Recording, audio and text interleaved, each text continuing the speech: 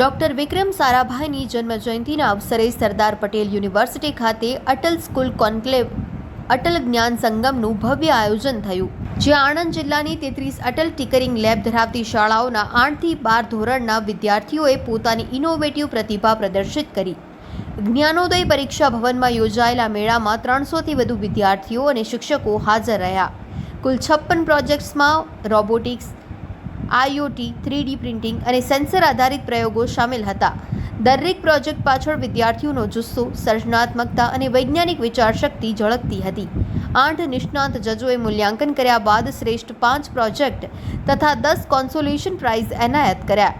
શ્રેષ્ઠ પ્રોજેક્ટનો award NES પેટલા Charotar English medium school, Anand Vidya Mandir, Bolad Adarsh high school, Napa Zaverba high school સારસાને મળ્યો, જે વિદ્યાર્થીઓ માટે ગૌરવની પળ બની હતી.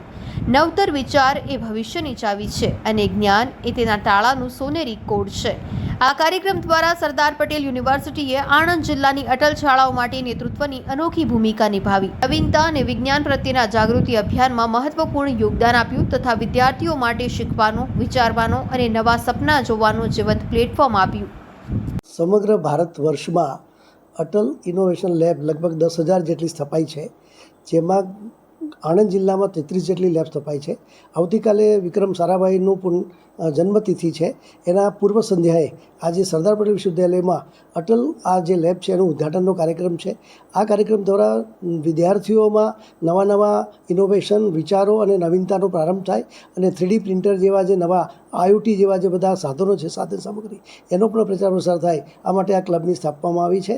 હું આ માટે વિભાબેનને ખૂબ ખૂબ અભિનંદન આપું છું. અને અત્યારે લગભગ આપણે ત્યાં 25 સ્કૂલના વિદ્યાર્થીઓ ઉપસ્થિત રહ્યા છે અને જેમને અટલ લેબ વિશે માહિતી આપવામાં આવશે.